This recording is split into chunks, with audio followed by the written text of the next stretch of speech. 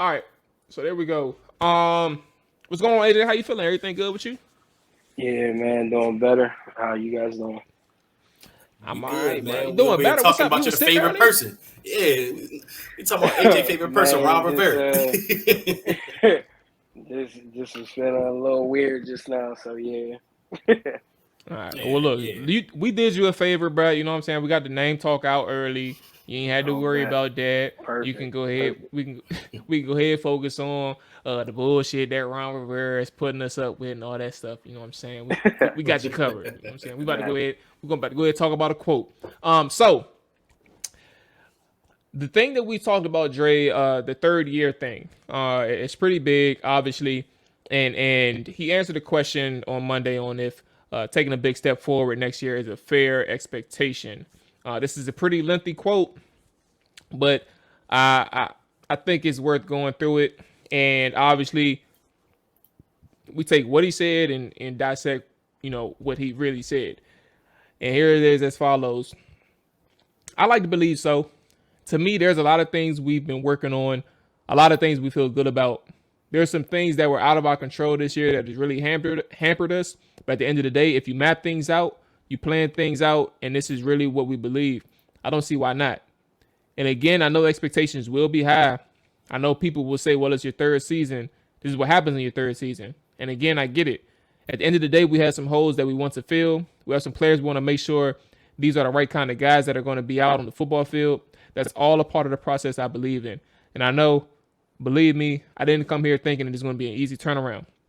The first 2 years are going to be great. I think we outdid our expectations the first year. I thought coming into our second year, I said to you guys that there are things that I was still concerned with. Now, going into the third year, I'd like to believe that we've taken some big steps. There's some things we want to do in free agency, some things we want to do in the draft that can help us. We'll see. We'll see where everything falls in place. I just feel about some of the things we've done. I feel good about some of the things we've done. I know a lot of people, they may not be able to see that, but it's okay. That's how I feel about it. And that is the full quote from Ron Rivera on if he thinks taking a big step forward next year is a fair expectation. AJ, I'm gonna go ahead and knock this thing out with you first. Where you at with this quote that Ron Rivera said? What did he say, and what is he really saying? I mean, I feel like it's just more bullshit at the end of the day.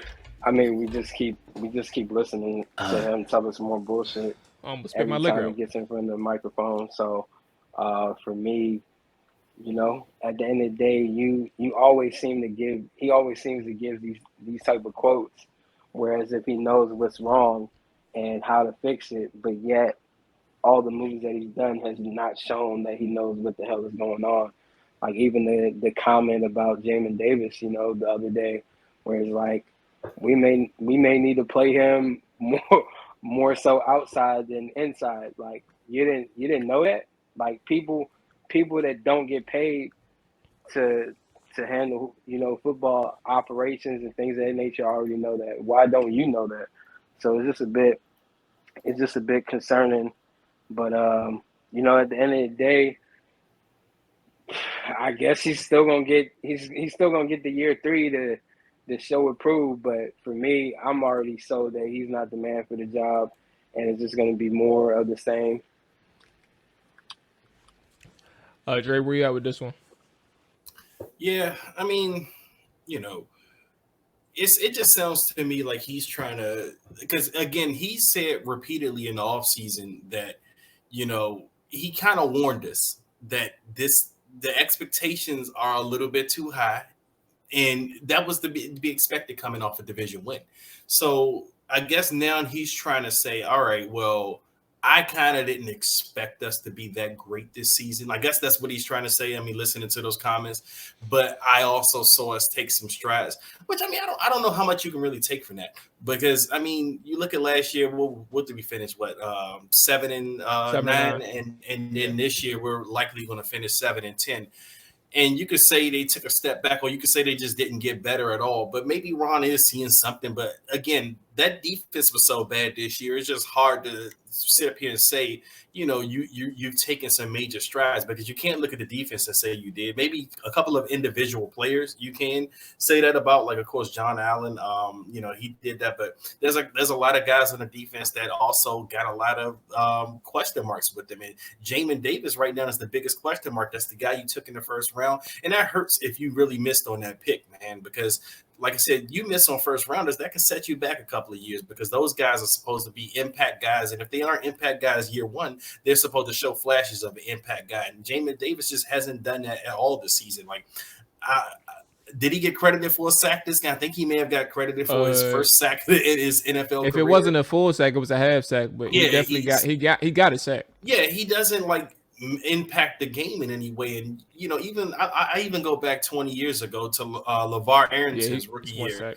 And LeVar Aronson's rookie year, he was a guy that was considered to say that they called him a freelancer. They always call LeVar a freelancer, and that he didn't really know what he was doing on the field. But LeVar still made a play here and there. Like, LeVar could still make plays because he had that athleticism, and he just, he could be around the ball. We just haven't seen that at all with Jamin Davis, and that hurts from your first round picks. If you want to see something going in the next year, but he didn't show you anything to kind of validate any of Ron's quotes about seeing strides, because I don't know where else you would look for that. Maybe on the offensive side of the ball, you got a couple of guys like DeAndre Carter, but again, we're talking about individual people. We're not talking about like collective units here. So I really can't agree with Ron that, we're seeing these big strides. Maybe it's something he's seeing in practice, but as a fan, I'm looking and saying we have to make upgrades, man. We still have a lot to add to this roster, and it's not just quarterback. Quarterback's the number one thing, but we have to get better at a lot of positions going forward to make me feel like we can be better than what we were this season.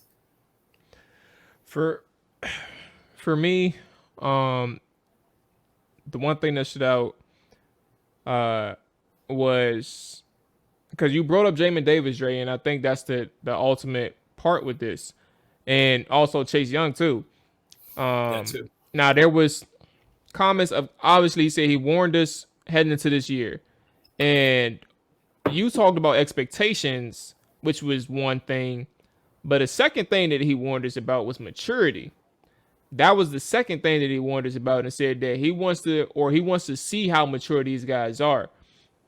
There was rumors about Sweat and Young, and their level of maturity, to whatever degree it was or whatever degree it may be. There was just rumors about that, and him inferring to those two players about how mature they are on the field, not necessarily off the field, but on the field, and in regards to playing their roles, doing their jobs, being a part of the team versus freelancing and doing their own thing, which ultimately hurts the defense. That's one thing. Another thing is Jamin Davis that you brought up.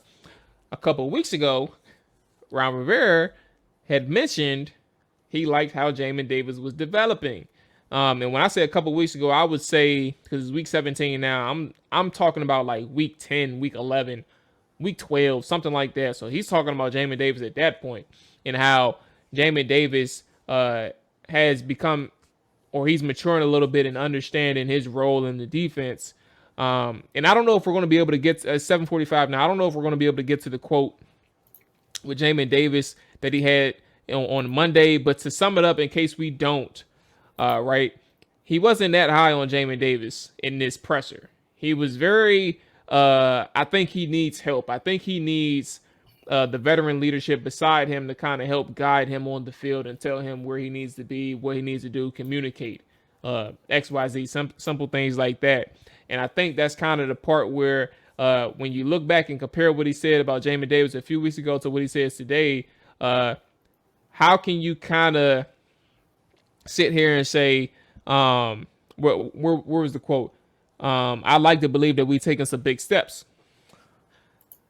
I don't know, because the problems that you said existed heading into the season sounds like it kind of existed in the middle of the season. So where did it magically just come about and change things up, in your opinion? So for me, to sum things up for this quote, I think this is, and obviously we don't like to, like, if you bag on a person who's losing, I mean, it sounds all bad, but the truth of the matter is Ron is an optimist. and there's nothing wrong with being an optimist. But sometimes if you aren't being real, you know what the type of coaches I respect? Bruce Arians. Bruce Arians will cut it to you straight if you're winning or you're losing. Ron Rivera is not that type of guy. And that's fine. But if you're going to talk to a market like Washington, who has a smart fan base, no disrespect to the Carolina market, right? I don't know these guys.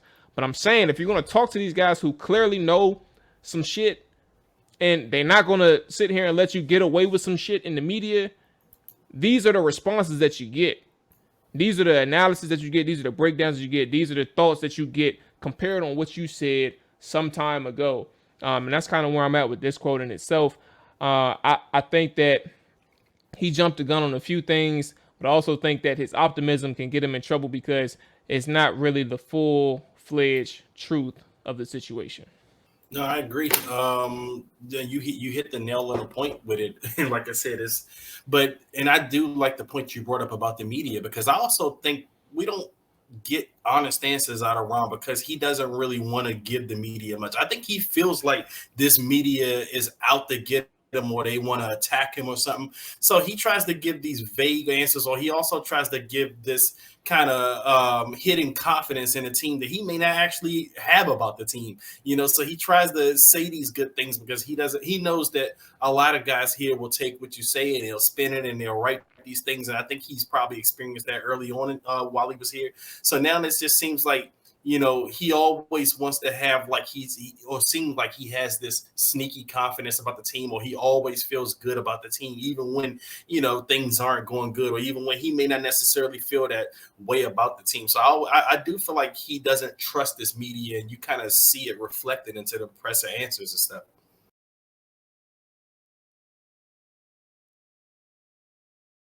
Whole hard in the trenches, ask a nigga what he benching, triple digits, nigga, don't forget to mention.